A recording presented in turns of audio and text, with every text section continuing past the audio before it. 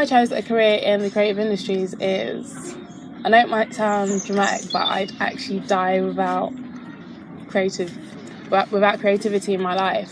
I've always been creative since I was a child. I've always wanted to know how things worked and wanted to go and try them. So it was kind of inevitable that I was going to work within the creative arts and do something creative. I think the first point that I realised that I could potentially do this was when I was in college, when I was in, I think, probably my second year. Yeah, definitely my second year of college, because I think,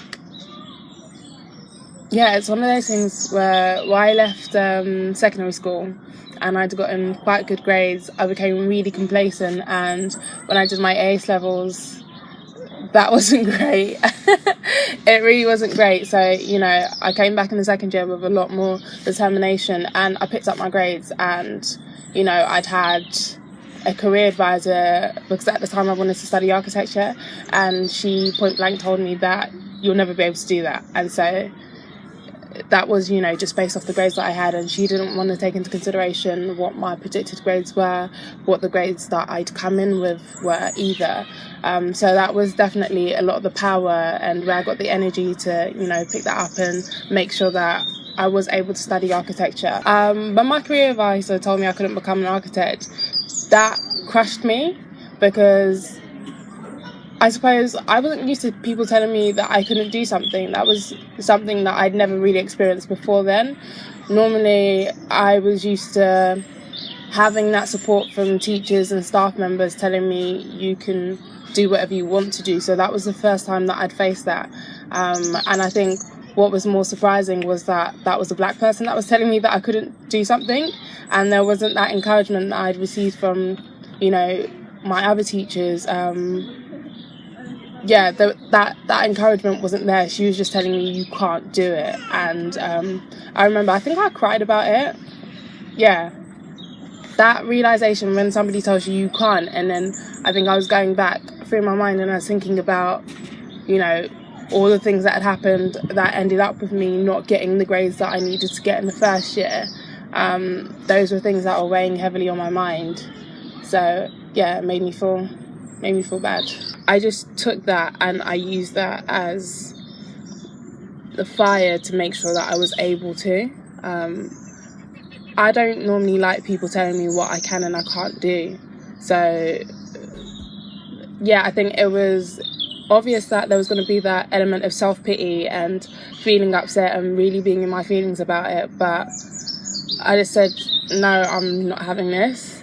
So for me, I took a step back and I thought about what I really needed to do. And, I made sure that I worked hard, like the social stuff that I was doing, sort of the last year, I wasn't doing as much of that. I was like head in books, and I was making sure that those grades that I needed to get, I was going to get, and I was going to prove her wrong.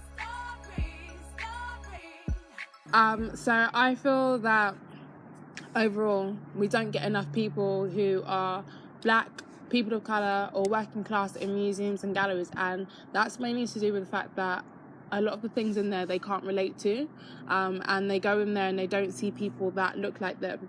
I think a lot of the time when you see museums and galleries from the exterior, they're very intimidating buildings. They're quite grand, and if you have lived your whole life in a council estate, you don't normally go to buildings that maybe, look like big cathedrals, look like churches, that are styled in Gothic architecture, because, it's seen as being something that's not for you.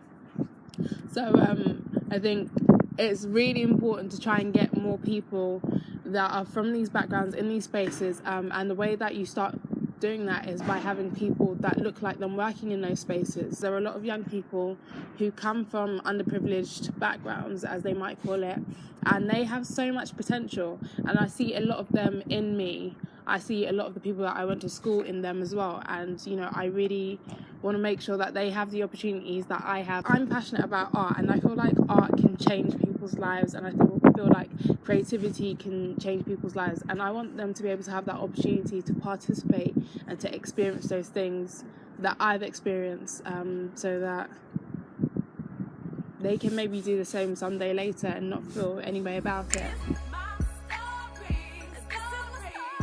Favourite museums and galleries, the London Transport Museum, and that's for me just as a Londoner. It's where I learned how to be a museum educator, and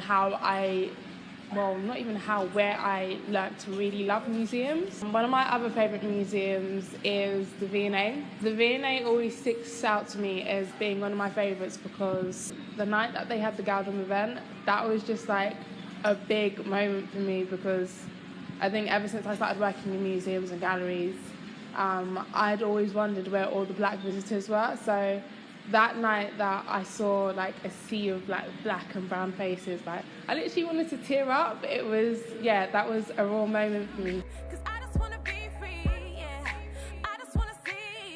Maintaining self-care is a difficult thing, but I think it's a learning process because I have personally suffered from depression and anxiety, and I think sometimes, especially working in environments like this, it can be quite isolating. So one of the things that I have definitely been doing is making sure that I talk more, because I think, especially as a creative person, expression is a really key part of what you do.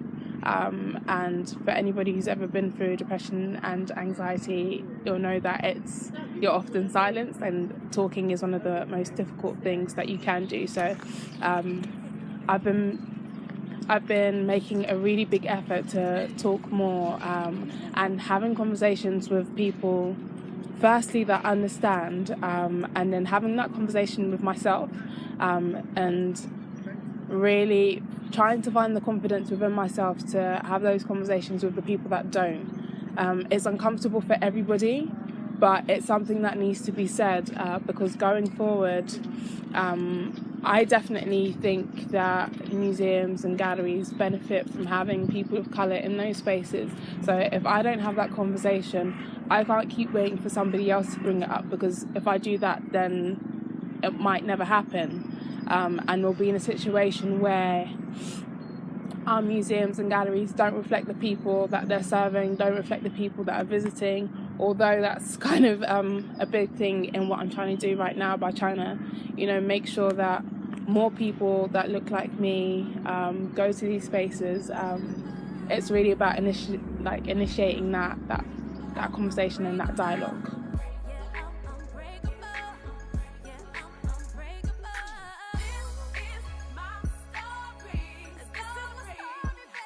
I definitely say that black culture or black London culture influences the creative scene heavily.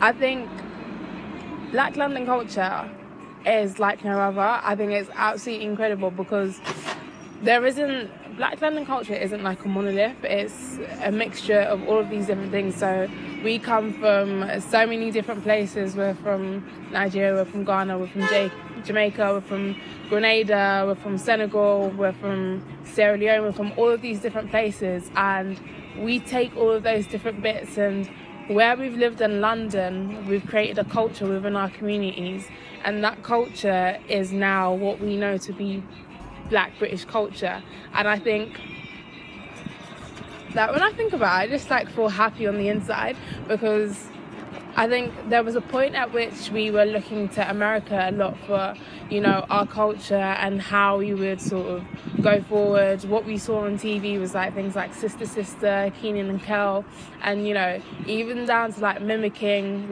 American accents is so corny, but we did it. But I think now we're in a position where we've really come into our own. I think just especially because people that are, I don't know, right, if you want to use the term millennials, people in that age range, we're now adults and we now have our own voice, and we're bringing that out. I just feel like it's such an amazing thing. It's an amazing thing to be a part of, an amazing thing to see and do, and I'm just so grateful that I'm in the UK. so grateful. There are so many quirky things, there are so many in-jokes that we have, and I think, yeah, it's definitely influenced the creative culture in the UK now. It's kind of like you go to galleries, you go to museums, and you see them wanting to have people that look like us in their spaces, because we kind of bring the party, we bring the vibe. We're just amazing. Like, it's really important for, as Black people or people of colour, for us to have our own spaces, but at the same time, we need to be in those spaces. I think it's a really important point to acknowledge the fact that you can't have anything without us. As much as, you know, it's great to see Black people in these what have been typically white spaces, I think it's sometimes tokenistic, and it goes a long way when you ensure that the people that are behind the scenes are people of that culture. I think it's quite tokenistic and maybe almost in a way insulting when you have an event for a group of people but you don't include any of those people in what it is that is being done. I think for me that's always a big issue, that you need to have those people there, because otherwise it's not authentic, it's not genuine, and in doing that people see through that. So it's important to have people of those cultures there who can give you a real key insight, because otherwise that just reinforces the fact that you think that you know best for us, and you think that you know what we want, when in actuality you don't. And it's more about having those conversations and asking us those questions as to what we want, and letting us have the space to show you.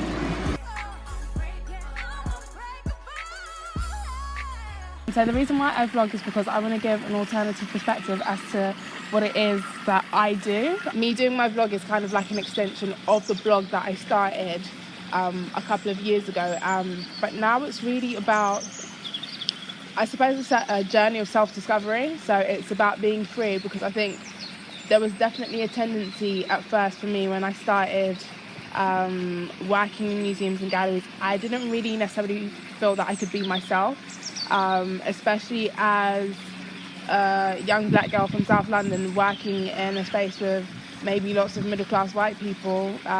My interests and the things that I like, the things that I do, differ quite a lot from that.